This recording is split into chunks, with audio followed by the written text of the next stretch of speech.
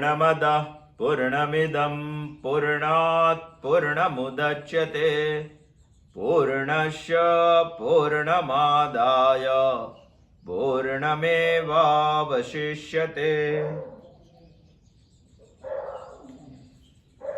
ईशावास्य उपनिषद के बारे में हम चिंतन कर रहे थे। हमने सोचा था इतनी बातों पे ईशा ईशते इते ईशाः सामर्थ्यवान शासन करता, वास्यम यानी आच्छादन, आवृत, ढकना, इदम सर्वम यानी ये सब, जगत्यान जगत, इस पृथ्वी ऊपर जो जड़ और चेतन है, चर और अचर है, ये सब का उसमें समाविष्ट होता है।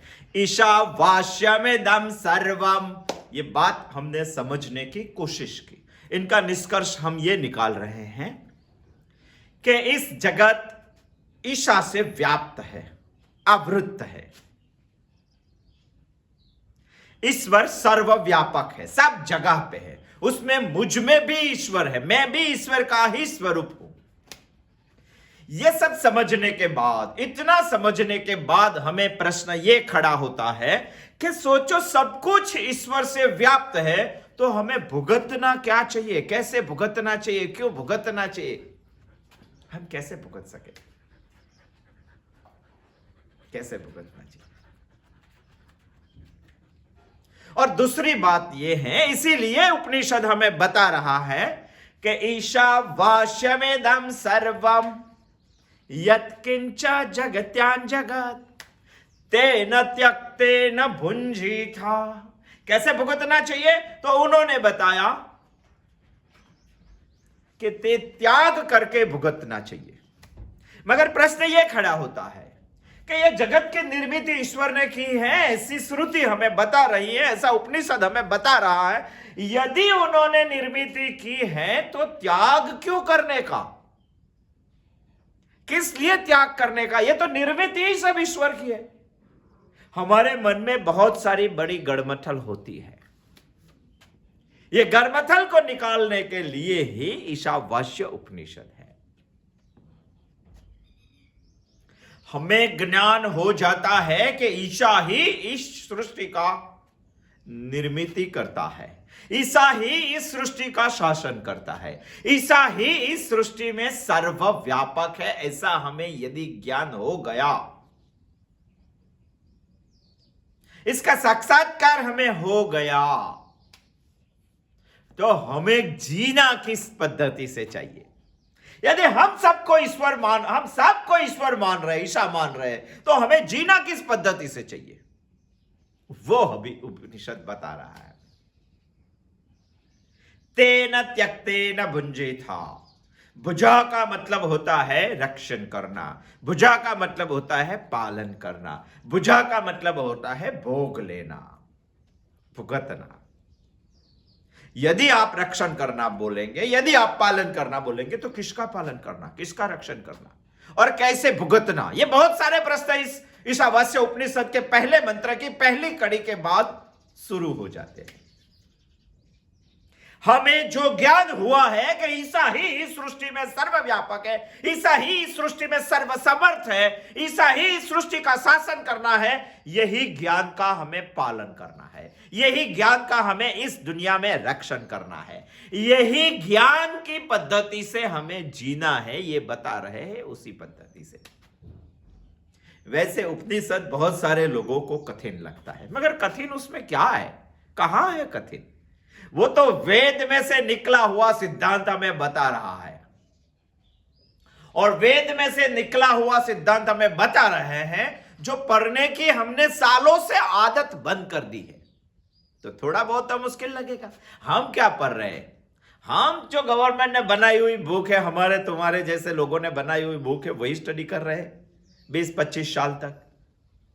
मगर भगवान ने जो बताया वो हमने कभी स्टडी नहीं किया है, इसीलिए हमें थोड़ा बहुत मुश्किल लगता है। इसीलिए बहुत सारे लोगों का प्रश्न आता है, मुझे बहुत सारे लोग व्हाट्सएप पे भी प्रश्न पूछते हैं, मगर कितने लोगों को जवाब दूं मैं। इसीलिए ट्राई करते हैं चिंतन के माध्यम से, थोड़े बहुत सारे जवाब हम दे भी देते हैं, मगर गीता चिंतन में भी बहुत सारे लोग प्रश्न पूछ रहे हैं, मगर बहुत सारे प्रश्न पूछने वाले लोगों को मैं ये बताता हूं कि आप पूरे चिंतन सुन लो, कोई प्रश्न नहीं रहेगा। किसी ने 64 का ही चिंतन सुना है, आगे पीछे का कुछ सुना नहीं, और बहुत सारे प्रश्न रहते हैं। आप आगे पहले से 99 तक सुन लो, आप उपनिषद में पहले से 70 तक सुन लो, तब आपको प्रश्न नहीं रहेगा। बीच में से मत सुनो, सुनना है तो पहले से सुनो, और प्रश्न पूछना है तो सब सुनने के बाद पूछो, नहीं तो सबका प्रश्न का जवाब देना मुश्किल तो नहीं है, मगर समय की वजह से मुश्किल होता है। उपनिषद हमें बहुत सारी जीवन की अंतिम बात हमें बता रहे हैं, वो हमें समझना चाहिए। जिसको समझना है उसके लिए कोई भी चीज मुश्किल नहीं है। चलो, हमने उपनिषद को बताया ईशावास्यम, उसमें कौन सी चीज मुश्किल है? हमने ईसा को समझा, और ईसा को समझे वास्यम कैसे हो सकता है वो भी समझे, अभी वास्यम है तो वो भी हम समझे, कैसे हमने उसको अनावृत करना है तो वो भी हम समझे। मुश्किल कौन सा है उसमें? इदम सर्वम क्या है वो भी हम समझे, जगत्यान जगत क्या है वो भी हम समझे। ये सब कुछ हम समझ गए, उसको सिंपल अर्थ में बताना है तो ऐसे बता सकते हैं कि ईश्वर से पूरी सृष्टि व्याप्त है, वो हमें समझना पड़ेगा सही माने में। मगर वो समझने के बाद ये प्रश्न खड़े हो सकते हैं कि यदि सर्वव्यापक ईश्वर है, मुझ में भी ईश्वर है, तो मुझे भुगतना कैसे चाहिए? यदि जगत ईश्वर की निर्मित है तो तेन त्यक्तेन भुंजीथा, मुझे त्याग को क्यों करना चाहिए? यदि मुझे ज्ञान हो गया कि ईश्वर ही सर्वव्यापक है, ईश्वर ही सर्वसमर्थ है, ईश्वर ही सभी का शास्ता है, शासन करता है, तो ये ज्ञान किस पद्धति से मुझे जीना चाहिए जो वो परमानेंट रह सके। तेन त्यक्तेन भुंजीथा हम समझे थे, तो हमें इस ज्ञान का पालन करना चाहिए, इस ज्ञान का रक्षण करना चाहिए। इसी ज्ञान को कठोपनिषद में आत्मज्ञान बोलते हैं, खुद का ज्ञान। बहुत बड़ी बात है। इस उपनिषद पढ़ते पढ़ते हम सोचेंगे क्या करना है। तो हमारा अभी चिंतन में चल रहा एक विषय है तेन त्यक्तेन भुंजीथा, इसका त्याग करके भुगतना चाहिए। उनके बहुत सारे अर्थ होते हैं। परम पूज्य दादाजी पांडुरंग शास्त्री जी ने बहुत सारे अर्थ निकालकर हमें बताए हैं, वो अर्थ हमें सोचने चाहिए। कितने अर्थ निकलते हैं? नहीं तो इतना ही सोचेंगे कि तेन त्यक्तेन भुंजीथा, त्याग करके भुगतना चाहिए, इतना ही जो हम समझेंगे तो बहुत सारा प्रश्न खड़े हो जाएंगे।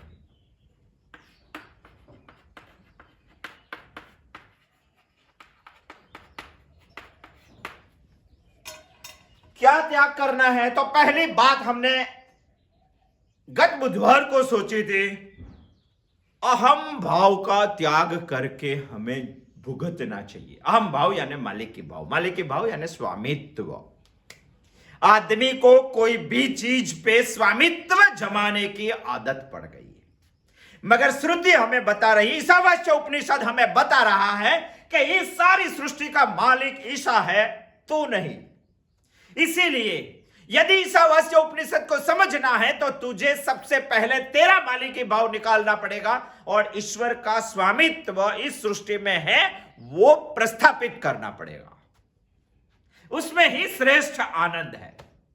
श्रेष्ठ आनंद यानी निर्भय आनंद हमने गत बुधवार को सोचा था। ऐसा आनंद है, ऐसा सुख है जो सबको देने से बढ़ता है। इसको चोर चोरी नहीं कर सकता है, इसका कोई भाग हमारे पास से ले नहीं सकता है, इस पे किसी की नजर भी नहीं लग सकती है। वो बिना मेहनत से मिल सकता है यदि हम लेना चाहते हैं तो, और जितना भुगतेंगे उतना बढ़ेगा, और जितना भुगतेंगे उसका शुद्धिकरण भी हमारा हो जाएगा। उसको बोलते हैं निर्भय आनंद। इसको ही बोलते हैं अहम भाव का त्याग करके भुगतना। जो निर्भय आनंद इस सृष्टि में ले रहे हैं, वैसा सभी विषय और व्यक्ति और वस्तु में से ऐसा आनंद लेने की हमें आदत पड़ जानी चाहिए, ऐसा उपनिषद बोल रहे हैं। यदि आप अहम भाव को निकालेंगे तो उपनिषद बोल रहा है कि सबको आप भुगत सकते हैं, तेन त्यक्तेन भुंजीथा। उसी तरह से भुगतना चाहिए। किस तरह से भुगतना चाहिए, क्या त्याग करके भुगतना चाहिए, ये एक बात हमने सोची थी, अहम भाव का त्याग करके भुगतना चाहिए।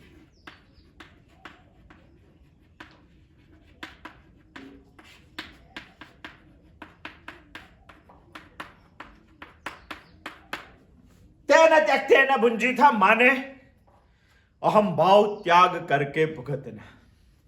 दूसरी भी उसका एक अर्थ होता है, वो हमें सोचना चाहिए।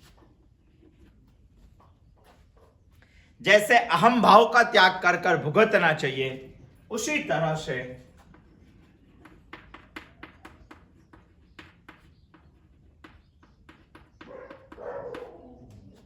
भौतिक दृष्टि का त्याग करके भुगतना चाहिए। वो भी उपनिषद हमें बता रहे हैं। अहम भाव का त्याग करना है तो लाएंगे क्या? श्रुति हमें बता रही है कि खुद के मालिक को निकाल दो, ईशा के मालिक को स्वीकार कर लो। उसी तरह से भौतिक दृष्टि निकाल कर सब भोग भुगतने चाहिए। हम दो तरह की दृष्टि होती है, एक भौतिक दृष्टि होती है, दूसरी आध्यात्मिक दृष्टि होती है, जिसको हम आत्मिक दृष्टि भी बोल सकते हैं। भौतिक दृष्टि माने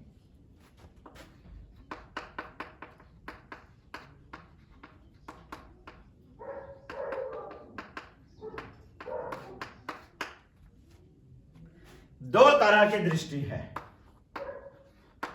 हमें कौन सी अपनानी चाहिए और कौन सी अपनाने से क्या होता है, वो हमें स्पष्ट करना चाहिए। उपनिषद ने तो हमें बता दिया, तेन त्यक्तेन भुंजीथा। भौतिक दृष्टिकोण जो होता है उसमें वस्तु ही सर्व श्रेष्ठ लगती है। उसमें आदमी को लगता है कि चीज से ही मुझे आनंद मिलता है, व्यक्ति से ही मुझे आनंद मिलता है, इन सारे विषयों में से ही मुझे आनंद मिलता है। ऐसी जो मनोभावना दृढ़ होती है, इसको बोलते हैं भौतिक दृष्टि से इस जगत को भुगतना। मगर दूसरी भी एक दृष्टि है, जो बगैर चीज, बगैर व्यक्ति, बगैर विषय भी सुख मिल सकता है, इसको बोलते हैं हम आध्यात्मिक दृष्टिकोण, आत्मिक दृष्टिकोण। भौतिक दृष्टिकोण को सोचेंगे तो वो क्षणिक सुख हमें देता है, आध्यात्मिक दृष्टिकोण को हम देखेंगे तो वो शाश्वत सुख हमें देता है। हम सोचते हैं कि ये जगत को ईश्वर ने निर्माण किया हुआ है। यदि ये जगत को निर्माण किया है हुआ है तो हमारे लिए ही जगत बनाया हुआ है। हमारे लिए जगत बनाया हुआ है तो इस जगत को हम किस तरह से उपयोग करते हैं। एक उद्देश्य सोचेंगे तो जगत की सारी चीज हम सुखी होने के लिए उपयोग करते हैं।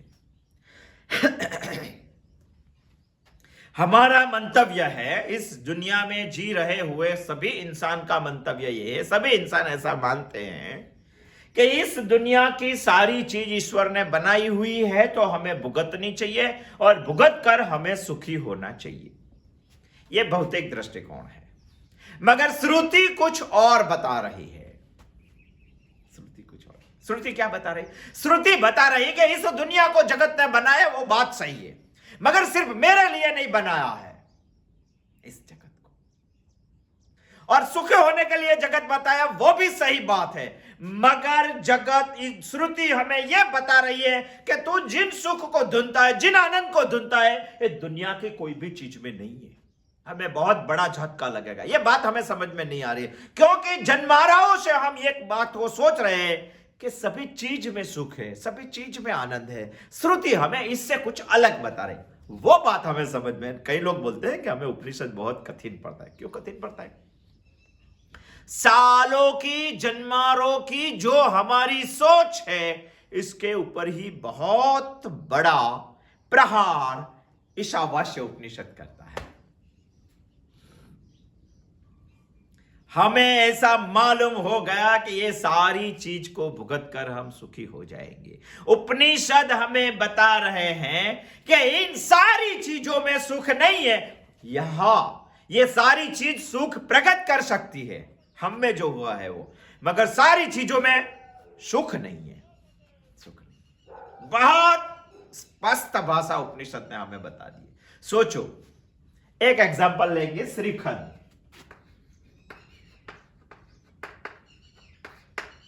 हमें बहुत पसंद है, खाने में बहुत स्वीट लगता है, खाने में बहुत ठंडा लगता है, उसको चबाना नहीं पड़ता है, बहुत पसंद है, बहुत पसंद है। यानी हम ऐसा मानेंगे कि श्रीखंड में सुख है, श्रीखंड में आनंद है। यदि उसमें आनंद होता तो सबको शरीर का आनंद मिलना चाहिए। मिलता है क्या?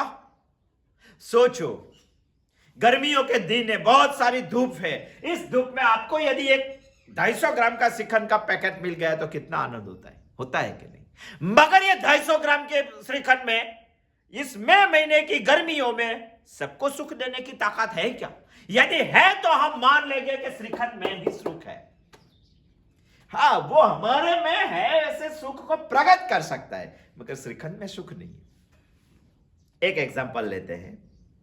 यदि 10वीं कक्षा की एसएससी बोर्ड की बच्चे की एग्जाम चल रही है, सोचो, इसमें उन्होंने 8 प्रश्न का जवाब देना है 3 घंटे में। उन्होंने 2 घंटे और 53 मिनट 53 मिनट्स में 6 प्रश्नों का जवाब दे दिया। अभी इनके पास 7 ही प्रश्न बचे हैं, तो 2 ही प्रश्न बचे हैं जवाब देने के, और 2 प्रश्नों को करीबन जवाब देना है तो 30 मिनट चाहिए। अभी उनके पास सिर्फ 7 मिनट है, 7 मिनट से क्या करेगा? एक तो गर्मी है, ऊपर सुपरवाइजर खड़े हैं, पसीना छूट जाएगा कि नहीं? पसीना छूटेगा तभी श्रीखंड की यह आदत है, जिनको पसीना ज्यादा छूटता है उसको श्रीखंड से ज्यादा आनंद मिलता है। अभी सोचो, ये श्रीखंड को आप क्लासरूम में लेके जाएंगे, वही बच्चे के श्रीखंड देंगे और बोलेंगे आपको बहुत गर्मी हो रही है, बहुत पसीना हो रहा है, आप श्रीखंड खा लो, श्रीखंड का डब्बा हटा देंगे। क्यों नहीं सुख मिल रहा है उसको? यदि श्रीखंड में सुख है तो उनको भी सुख मिलना चाहिए जो बाहर बैठ के खाते हैं, और जो क्लासरूम में बैठ के परीक्षा देते हुए खाते हैं उसको नहीं मिलता है, क्योंकि हम ये बात साबित कर देंगे वस्तु में सुख नहीं है। जैसे एक गुलाब का फूल, खिला हुआ गुलाब का फूल, सुगंध वाला गुलाब का फूल, कलर वाला सुगंध का फूल, ताजा फ्रेश किसी को देंगे तो आनंदित हो जाएगा कि नहीं? आनंदित हो जाएगा। मगर हम ऐसा मान लेंगे क्या कि गुलाब के फूल में सुख है जो गुलाब दूसरे को देता है? नहीं। सोचो, किसी की स्मशान यात्रा चल रही है, उसका लड़का जिनकी स्मशान यात्रा चल रही है उनके आगे एक मिट्टी के बर्तन में कुछ जले हुए गोबर कंडे को लेकर चलता है, जिसको दौनी बोलते हैं गुजराती में, इसको लेकर चलते हैं। यदि आप में ताकत है गुलाब के पुष्प में सबको सुख देने की, आनंद देने की, तो आप ताजा फ्रेश कलर वाला सुगंधेदार पुष्प ले जाके वो जो चल रहा है ननामी के आगे उसके पौधे को ये पुष्प दे दो। आनंद देगा क्या? नहीं देगा। तो हम क्या मानेंगे? गुलाब में आनंद है ऐसा मानेंगे, गुलाब में सुख ऐसा मानेंगे। अब यदि किसी का एक्सीडेंट हुआ है, बाइक और 4 व्हील टकरा गए और बाइक वाले को बहुत सारा लगा है, सर पे थोड़ा बहुत बान है, थोड़ा बहुत बेबान है, ऐसा करके वो रोड पे गिरा है, और आप गुलाब का फूल लेके जाइए, प्रसन्न होगा क्या? आनंदित होगा क्या? अरे गुलाब के फूल में नहीं, दुनिया की कोई भी चीज में ताकत नहीं है हमें आनंद देने की, हमें सुखी करने की। यानी उसमें सुख नहीं है, उसमें आनंद नहीं है। सही माने में आनंद सोचेंगे तो हमारे अंदर है, वस्तु में नहीं है। जो आदमी इस दुनिया में व्यक्ति या वस्तु या विषय में से आनंद ढूंढने की बात कर रहा है, वो इस जगत को भौतिक दृष्टि से भुगत रहे हैं। वो सबसे गलत बात है। श्रुति ने हमारी आंख खोल दी है और बता दिया है ऐसा नहीं है। आनंद स्वरूप तू खुद ही है, तुझ में आनंद है, तुझ में सुख है। वस्तु तो उसको प्रकट करती है, वस्तु में आनंद या सुख नहीं है। ऐसी बोलने की ताकत श्रुति की है। इसीलिए तेन त्यक्तेन भुंजिता में श्रुति हमें बता रही है कि हम भाव त्याग करके भुगतना चाहिए और भौतिक दृष्टि को भी त्याग करके भुगतना चाहिए। सब जगह पे भौतिक दृष्टि नहीं रखनी चाहिए। वो सही बात है, उसमें गलत क्या है? मगर जिसको नहीं करना है, जिसको नहीं समझना है, जिसको पुरानी वाली बातों में ही समझना है, जिसको खुद को समझने आया है, इसमें ही चलना है, इसी को वो कठिन पड़ेगा। बाकी कोई बात कठिन नहीं है। सच्ची बात, सही बात, शास्त्रोक्त बात, सिद्धांत वाली बात, हमारे जीवन का अंतिम सत्य जिसको मानते हैं, वैसी बात हमें ईशावास्य उपनिषद बता रहा है। हमें खुद में समझ में आनी चाहिए। नहीं समझते तो समझ लेना कि हमें समझना नहीं है। दुनिया में वस्तु के बगैर भी सुख मिल सकता है, दुनिया में व्यक्ति के बगैर भी सुख मिल सकता है, दुनिया का एक भी विषय नहीं रहता है फिर भी आनंद मिल सकता है। ऐसी चीज भगवान ने हमें दी है। हम हर रोज इसको रियलाइज करते हैं मगर मानते नहीं है। एग्जाम्पल लेते हैं हमारी नींद। गहरी नींद में जब आदमी होता है तो आप ऐसे मानते हैं कि इसको आनंद नहीं होता, इसको सुख नहीं होता है। जब गहरी नींद छोड़ के जागृत अवस्था में आता है तभी तो आदमी बोलते हैं कि आज मुझे बहुत अच्छी नींद आई। बहुत अच्छी नींद आई माने बहुत सुख चैन से मैं सो गया था, माने बहुत आनंद हुआ ये निंद्रा लेते हुए। हम साबित कर देंगे कि निंद्रा में भी आनंद है, निंद्रा में भी सुख है। सोचो, यदि निंद्रा में क्योंकि कई सारे लोग जागते वक्त बोलते हैं कि आज मुझे बहुत अच्छी नींद आई, मुझे अच्छा लगा, मगर सुख था मैंने आनंद था। यदि निंद्रा में आनंद है तो हमें दूसरी ये बात सोचनी चाहिए कि जब हम निंद्रा में थे तब कौन सी चीज थी हमारे पास? आइसक्रीम था क्या? गुलाब था क्या? श्रीखंड था क्या? घर था क्या? बंगलोज था क्या? कौन से व्यक्ति थे हमारे पास? कौन सी वस्तु थे हमारे? अरे कौन सा विषय था हमारे पास? 5 विषय जिसको हम बोल सकते हैं सब्जेक्ट और ऑब्जेक्ट, कौन सा था हमारे पास? एक भी नहीं था, एक भी चीज नहीं था, एक भी विषय नहीं था और एक भी आदमी भी नहीं था, फिर भी हम सुखी थे, फिर भी हम आनंदित थे। माने भगवान ने इसको रियलाइज करने के लिए हमको हर रोज एक चीज दी है, निंद्रा, जिसमें विषय के बगैर भी हम आनंदित रहते हैं। इसको ही बोलते हैं आत्मिक आनंद। जिसको वस्तु ही चाहिए, जिसको चीज ही चाहिए, जिसको पैसा ही चाहिए, जिसको व्यक्ति ही चाहिए और जिसको विषय ही चाहिए आनंदित होने के लिए, वो दृष्टि है भौतिक दृष्टि। भौतिक दृष्टि। मगर उपनिषद हमें बता रही है कि मात्र ये दृष्टि जो रखनी है तो ये दृष्टि में बहुत सारे नुकसान होते हैं। वो नुकसान से बचाने के लिए उपनिषद हमें बता रहा है किस तरह से जीना चाहिए, किसका त्याग करना चाहिए। तो उपनिषद बता रहा है कि सिर्फ भौतिक दृष्टि के भुगतना नहीं चाहिए, कई बार भौतिक दृष्टि का त्याग भी करना चाहिए। आत्मिक दृष्टि से भुगतने की बात आदमी को सोचनी चाहिए।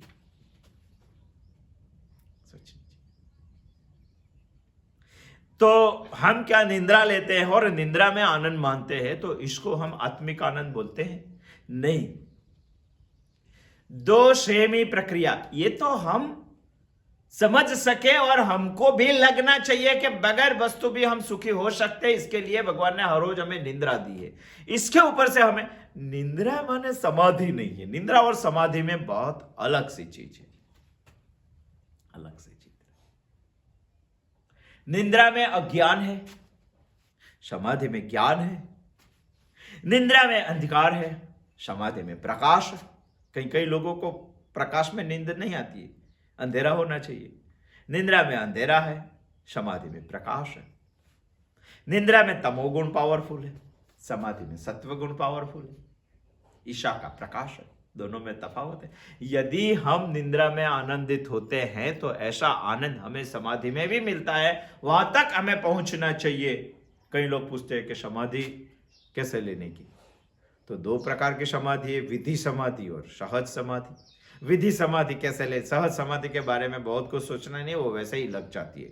हमने गत बुधवार को सोचा है। तो विधि समाधि क्या है? तो विधि समाधि में 8 प्रकार की विधि है, वो हमारा अभी विषय नहीं है, कब कब आएंगे तो सोचेंगे। उसी तरह से हमें समाधि तक पहुंचे, मगर समाधि में प्रकाश है, समाधि में ज्ञान है, समाधि में ईश्वर भी है, समाधि में जागृति भी है, फिर भी हमें ऐसा लगता है कि बगैर चीज वस्तु से भी हम सुखी हो सकते हैं। इसको बोलते हैं आत्मिक दृष्टि से भुगतना। ऐसा नहीं है उपनिषद में ये नहीं करना है, ऐसा करके छोड़ देती है। ये नहीं करना है तो ये करना है, अहम भाव का त्याग करना है तो ईशा भाव का समाविष्ट करना है, भौतिक दृष्टि का त्याग करना है तो आत्मिक दृष्टि को खड़ी करना है, समझना है, उसको लाना है। भौतिक दृष्टि से भुगतना हमें ईशावास्य उपनिषद इसीलिए ना बता रहे हैं, ना बोल रहे हैं तेन त्यक्ते न भुंजिथा बोल के, क्योंकि भौतिक दृष्टि से कोई भी चीज को, दुनिया को भुगतने के बाद हमारी तृष्णा बढ़ती है, हमारा मन चंचल हो जाता है, हमें राग द्वेष बढ़ जाते हैं। राग द्वेष बढ़ जाता है माने अंतःकरण में मलिनता आ जाती है, हम दुखी हो जाते हैं। मलिनता आ जाती है माने हम में ही ईश्वर है, आत्मा के स्वरूप परमात्मा है, वो आत्मा हमें दिखाई नहीं देता है। कितनी सिंपल बात है। सिर्फ भौतिक दृष्टि से ही इस दुनिया को आप भुगतेंगे तो वो सही बात है, आपकी तृष्णा बढ़ेगी, तृष्णा बढ़ेगी तो चंचलता बढ़ेगी, चंचलता बढ़ेगी तो राग द्वेष बढ़ेंगे, राग द्वेष आएंगे तो आप दुखी हो जाएंगे, दुखी हो जाएंगे। इतना ही नहीं, अंतःकरण मलिन हो जाएगा। यदि अंतःकरण मलिन हो जाएगा तो उसके पास ही बैठने वाला आत्मा आपको दिखाई नहीं देगा, आत्मा दिखाई देगा। इसीलिए इस दुनिया को आत्मिक दृष्टि से भुगतना चाहिए। वैराग्य शतक में भर्तृहरि ने बहुत अच्छा लिखा है, भोगा न भुक्ता वयमेव भुक्ता, तपो न तप्तम वयमेव तप्ता, कालो न यातो वयमेव यातो, तृष्णा न जीर्णा वयमेव जीर्णा। क्या बता रहा है? हम समझ रहे हैं कि हम भोग भुगत रहे हैं, हम दिन दुनिया को भुगत रहे हैं। ऐसा नहीं है, भोग को आप नहीं भुगत रहे, आपको खुद को भोग भुगत रहे हैं। बहुत स्पष्ट बात उन्होंने लिख दी है। जब कुत्ता होता है ना तो एक हड्डी का टुकड़ा लेके चबाता है, कुत्ते को ऐसा लगता है कि मैं हड्डी खा रहा हूं, तो सामने वाला कुत्ता बोलता है कि वो तो बहुत कठिन चीज है, तेरे दांत जैसी बनी हुई हड्डी है, तू इसको कैसे खा रहा है? अरे क्यों नहीं खा रहा हूं, खाता हूं, उसमें से मुझे टेस्ट आता है। अरे हड्डी में से कैसे टेस्ट आता है? क्योंकि खून जैसा टेस्ट आता है, लहू जैसा टेस्ट आता है। तो सामने वाला बोलता है कि भाई हड्डी में खून कहां से आता है? तो उसका जो वदिल कुत्ता है वो उसे बताता है कि हड्डी में खून नहीं है, तेरे दांत के पीछे खून निकल रहा है, वो खून तुझे हड्डी का खून लगता है, हड्डी का खून लगता है, वही खून तू पी रहा है और तुझको लगता है मैं हड्डी। भोगा न भोगता वयमेव भुक्ता। दुनिया के कभी भोग हम भुगत नहीं सकते हैं, भोग ही हमें भुगत लेते हैं। भोगा न भोक्ता वयमेव भोक्ता, तपो न तप्तम वयमेव तप्ता। आप समझ रहे हैं कि हम तप कर रहे हैं, आप तप्त हो जाते हैं। कालो न यातो वयमेव यातो। हम बोल रहे हैं कि समय जा रहा है, समय को पसार कर, आप खुद पसार हो रहे हैं, समय कभी जाता नहीं है। तृष्णा न जीर्णा वयमेव जीर्णा। आप समझ रहे हैं कि हम तृष्णा को जीर्ण करते हैं, हमें जो इच्छा होती है इसको तृप्त करते हैं, इसको खलास कर दे। तृष्णा कभी जीर्ण नहीं हुई है। यदि परीक्षण करना है, यदि स्व अध्ययन करना है तो आज से ही शुरू करो। आप इच्छा पूर्ति के लिए काम कर रहे हैं, ऐसा बना है क्या कि एक इच्छा की पूर्ति हो गई और सब खत्म हो गया? एक इच्छा की पूर्ति नहीं होती है और पूर्ति होती है, बाद दूसरी 11 इच्छा आके खड़ी हो जाती है। तृष्णा न जीर्णा। आप समझ रहे हैं कि हम तृष्णा को जीर्ण करते हैं, ऐसा नहीं है। आप तृष्णा को जीर्ण नहीं करते हैं, जीर्ण आप खुद को, तृष्णा आप खुद को जीर्ण कर देती है। इसीलिए उपनिषद ने बहुत सोच के बताया, ईशावास्यमेदं सर्वम। समझ में आ गया? यत्किंच जगत्यां जगत, ये भी समझ में आ गया। तो उपनिषद बता रहा है कि कान खोल के सुन ले, तेन त्यक्तेन भुंजीथा। तो क्या त्याग करके भुगतना चाहिए? अहम भाव का त्याग करके और ईशा भाव का प्रस्थापना करके भुगतना चाहिए।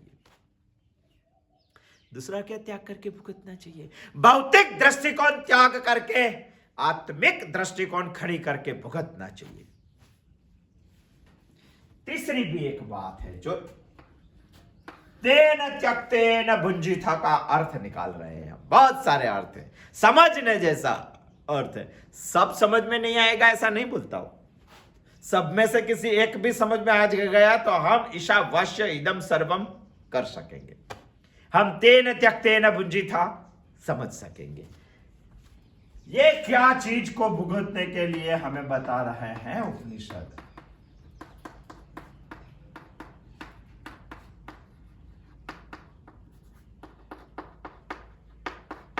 उपनिषद हमें बता रहा है कि फल त्याग करके भुगतना। बहुत अजीब बात लगती है, हमें समझनी चाहिए ये बात भी। भुगतना माने क्या भुगतना?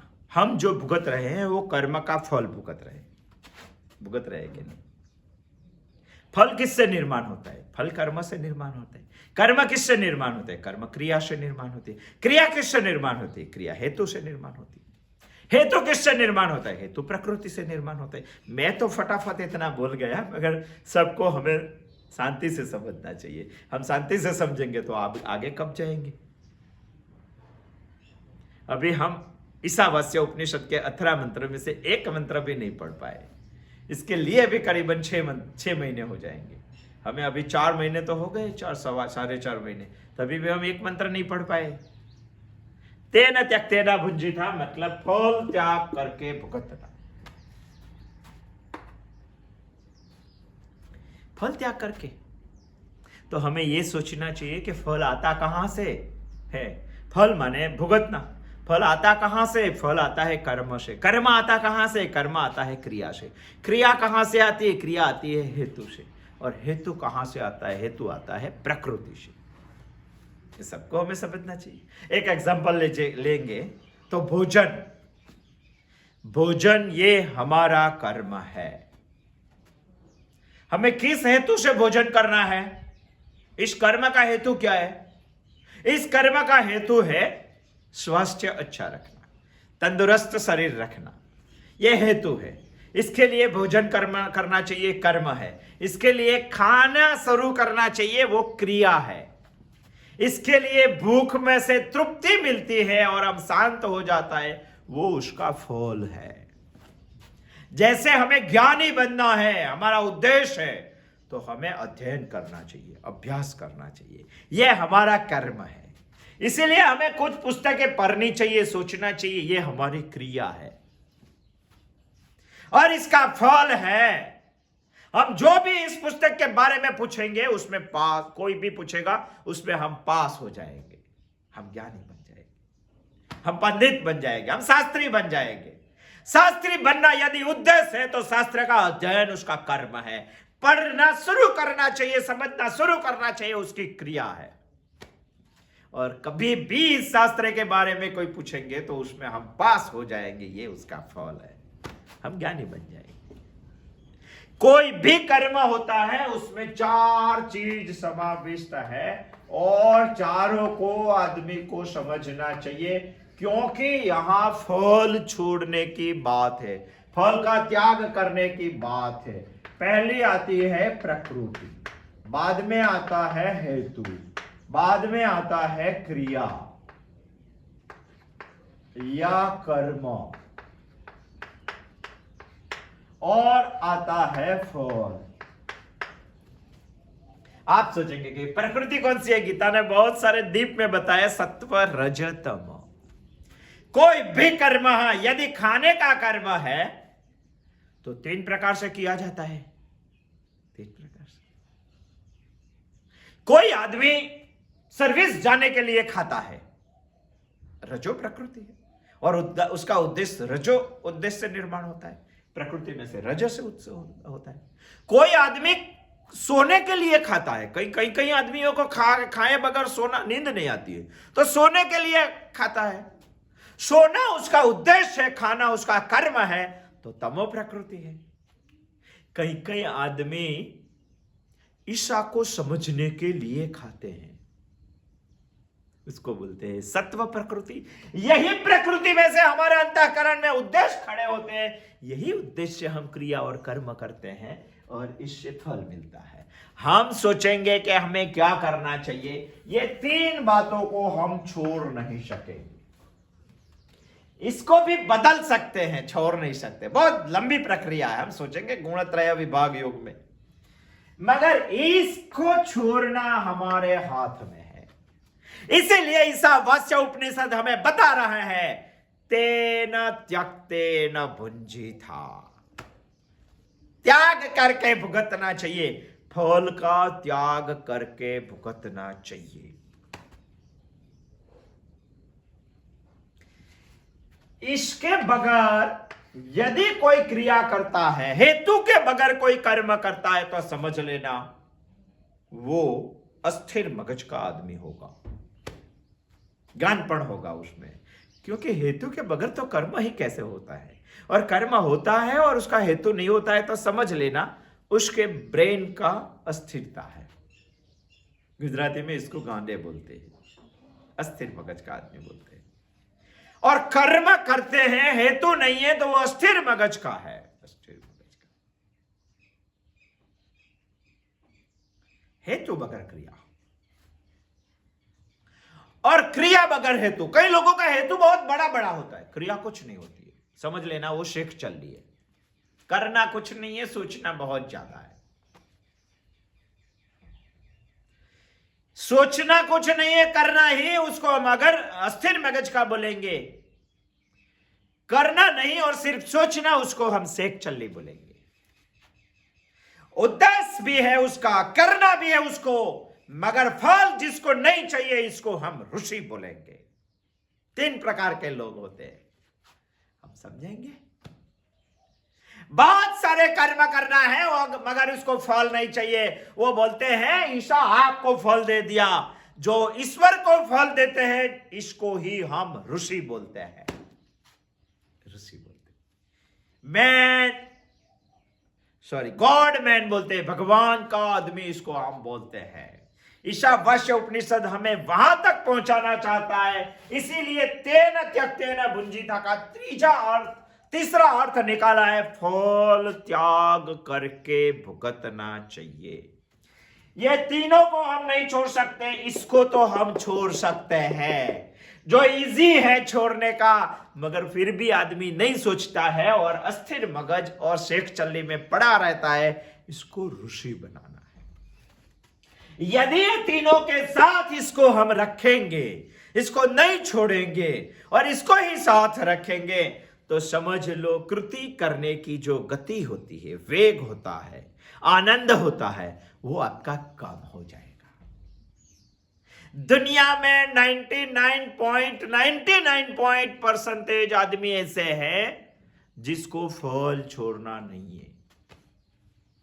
जिसको फल छोड़ना नहीं है, उसका क्या होता है, उसकी कृति में वेग नहीं होता है, उसकी कृति में आनंद नहीं होता है, उसकी शक्ति का व्यय होता है, उसको चिंता बढ़ती है, उसका चिंतन घटता है, उसके पास दुख भी बढ़ता है, उसके पास राग द्वेष भी बढ़ता है, उसका अंतःकरण की मलिनता भी बढ़ती है। देखो कितना नुकसान हो रहा है, और मलिनता बढ़ने से उसको ईशा का दर्शन नहीं होता है।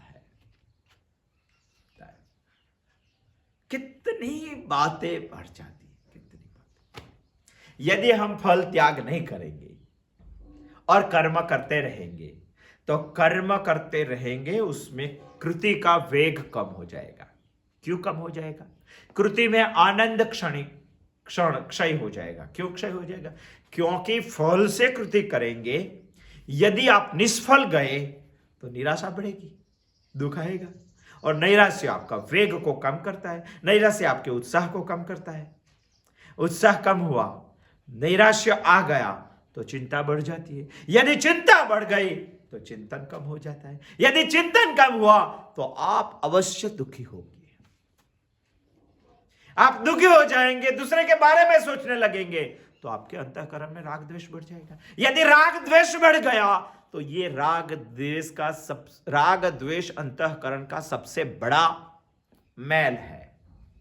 अंतःकरण मलिन हो जाएगा। यदि अंतःकरण मलिन हो गया तो इसके पास ही बैठने वाला आत्मा हमें दिखाई नहीं देगा। इसीलिए ईशावास्य उपनिषद बोल रहे हैं, ईशावास्यमिदं सर्वम यत्किंच जगत्यां जगत। मगर ईशावास्य उपनिषद हमें बोल रहे हैं कि तेन त्यक्तेन भुंजीथा, सही माने में नहीं समझे तो मेरा बताया हुआ प्रथम सिद्धांत आपको लागू नहीं पड़ेगा। ईशा होने पर भी, ईशा सर्वव्यापक होने पर भी, ईशा सर्व सामर्थ्यवान होने पर भी, ईशा सबका शासन करने वाला होने पर भी, आप खुद ईशा होने पर भी आपको ईशा नहीं दिखाई देगा। तेन त्यक्तेन भुंजीथा, अहम भाव का त्याग करना चाहिए, फल का त्याग करना चाहिए, भौतिक दृष्टि का त्याग करना चाहिए। और इसमें कर्म में मन ही नहीं लगेगा, क्योंकि चिंता बढ़ जाएगी, चिंतन घट जाएगा। मन कैसे लगेगा? कर्म में यदि मन लगा तो इसको ही हमारे शास्त्र बोलते हैं कि कर्म योग होता है। और हमारे शास्त्र ये भी बता रहे हैं कि कर्म कर रहे हैं मगर कर्म योग करना चाहिए, क्योंकि कर्म योग में अमर्याद शक्ति है, अनंत फल देने की ताकत है। दुनिया के अनेकों आदमियों को प्रेरणा देने की ताकत है। किसमें? कर्मयोग में। इसमें नहीं, ये तो सब लोग कर रहे हैं, मगर ये उससे साथ प्लस नहीं होता है। क्यों नहीं प्लस होता है? क्योंकि उनकी चिंता बढ़ती है, उसका चिंतन खत्म होता है, चिंतन कम हो जाता है। चिंता क्यों बढ़ जाती है? क्योंकि सिर्फ फल पे ही दृष्टि रखते हैं। फल पे दृष्टि रखते हैं तो कभी ना कभी तो निष्फलता मिलती है, निष्फलता मिलती है तो चिंता बढ़ती है, नैराश्य बढ़ता है, दुख बढ़ता है, मलिनता बढ़ती है, ईशा नहीं दिखाई दे। कितने सारे लॉजिक से बताई हुई बातें हैं ईशावास्य उपनिषद में। हमें यह भी साबित हो सके ऐसी बात है। इसमें ताकत है, अमर्याद शक्ति, कभी हमने पहचानी ही नहीं है। कर्मयोग में यह ताकत है। कर्मयोग में अनंत फल देने की क्षमता है। एक फल क्या ले ले हम, जो नहीं लगे तो अनंत फल देने की ताकत है। और कर्मयोग में बहुत सारे लोगों को प्रेरणा देने की भी ताकत है। हम करते हैं क्या? एक एग्जांपल लेते हैं, दादाजी ने बताया हुआ, सोचते हैं उसके बारे में, सोचना चाहिए। क्या बताया दादाजी? दादाजी ने यह बताया कि हमारे यहां एक विद्यार्थी को पढ़ाने वाला शिक्षक है। और शिक्षक किस लिए पढ़ाता है? उसमें विद्यार्थी में कुछ खड़ा करना इसलिए पढ़ा नहीं, उसको महीने में पगार मिलता है और पगार को मिलने के लिए वो विद्यार्थी को पढ़ा रहा है। जिसके पगार पे ही दृष्टि है, इसको शिक्षक नहीं बोला जाता है, इसको पंतु जी बोला जाता है। इसके बगल में हमारा ऋषि रखो, सबको विद्या देता है। हमारा शास्त्रों का बताया हुआ नियम, कभी विद्या बेचते नहीं है, और बेचते नहीं है इसलिए कभी ऋषि ने विद्यार्थी के पास से विद्या देने के बदले में धन की अपेक्षा नहीं रखी। वो इसीलिए देता है कि भगवान ने दी हुई एक अद्वितीय शक्ति इस बालक के रूप में हमारे यहां आई है, तो इसको खड़ी करनी चाहिए, इसको खिलानी चाहिए, वो खिलने चाहिए, और सारी दुनिया को मालूम होना चाहिए कि शास्त्र क्या चीज है। इसीलिए ऋषि हमें शास्त्र पढ़ा रहे हैं, कोई अपेक्षा से नहीं। जो अपेक्षा बगैर पढ़ाता है, इसको हम बोलते हैं परमार्थ। जो स्वार्थ से पढ़ाते हैं, उसको हम बोलते हैं स्वार्थी। तीसरा भी एक वर्ग है। दादा बोल रहे हैं, कहां ये पंतु जी, कहां ये ऋषि, ये हमें समझ में आना चाहिए। ऐसे ऋषि कभी कर्म का फल लेते नहीं है। ये विचारधारा, ये सोच सभी भारत में ही शक्य है।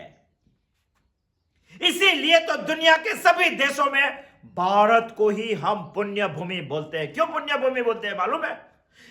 तो ऐसे लोग हमारे यहां हैं जो बहुत सारे कर्म करते हैं, फिर भी फल की अपेक्षा नहीं है, वो भगवान को दे देते हैं। भगवान बोलते हैं कि मैं भी फल लेके क्या करूं, जो फल नहीं देता है उसका पुण्य कर्म होता है, जो पुण्य कर्म करते हैं उसका पुण्य फल होता है। जो करते हैं वो कर्ता भी नहीं लेता है, भगवान भी नहीं लेता है, तो बीच में हुआ पुण्य फल सभी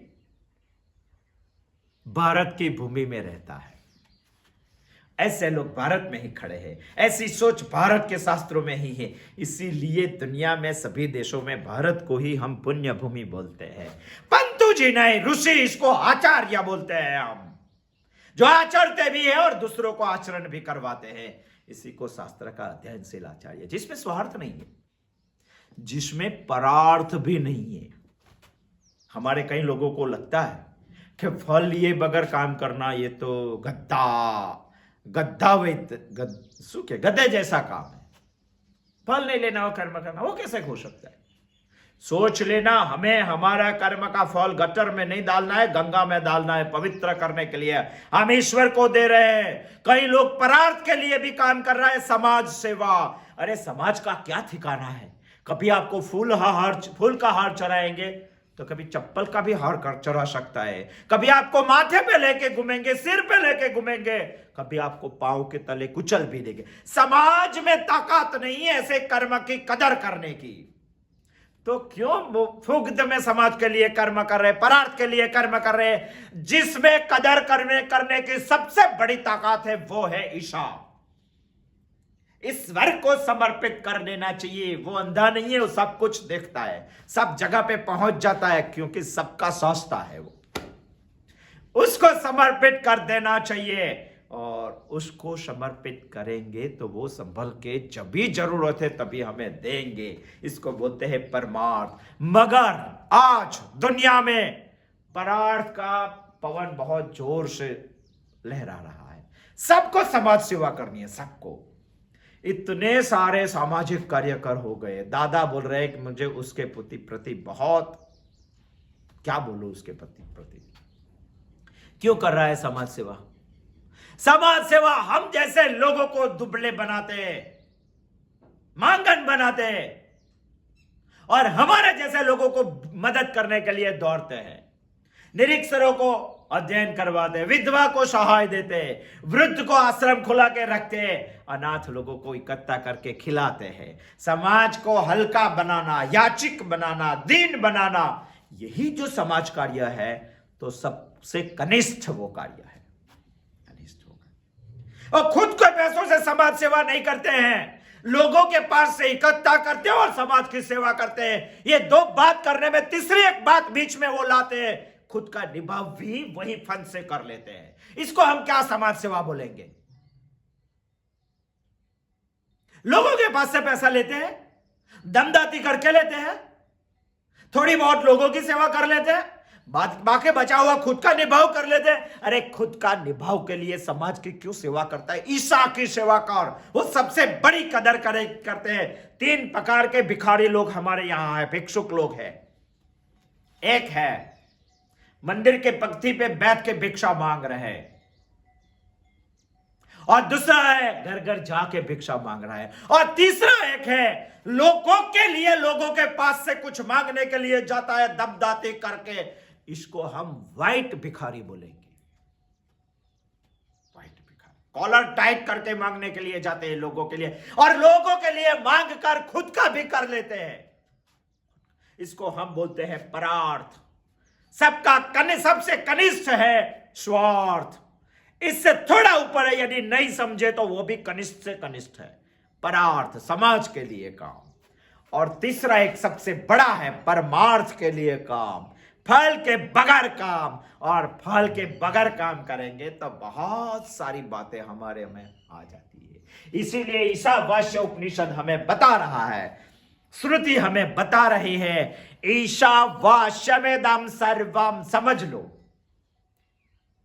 यत्किंचा जगत्यां जगत, ते भी समझ लो। यदि 2 बातें समझ में आ गई तो तेन त्यक्तेन भुंजीथा। कौन सा त्याग करके भुगतना चाहिए? अहम भाव का त्याग करके भुगतना चाहिए, और ईशा भाव को प्रस्थापित करना चाहिए। दूसरी बात हमने देखी है, भौतिक दृष्टि को छोड़कर आत्म दृष्टि लाकर भुगतना चाहिए। यह है ईशावास्य उपनिषद का तेन त्यक्तेन भुंजीता। और तीसरी बात भी आज हमने सोची, प्रकृति, हेतु, कर्म और फल, इसमें से तीन को रख के चौथी एक बात का छोड़ देना चाहिए। छोड़कर कहां रखनी चाहिए? ईशा को दे देनी चाहिए, समाज को नहीं, खुद के लिए नहीं, समाज के लिए नहीं, ईश्वर को दे देना चाहिए। इसी फल का त्याग करके भुगतना चाहिए। इसी को हम बोलेंगे तेन त्यक्तेन भुंजीता। बहुत सारी बातें तेन त्यक्तेन भुंजीता में है। अगले बुधवार को हम आएंगे, आने वाले बुधवार को, तभी हम सोचेंगे। जय श्री कृष्ण।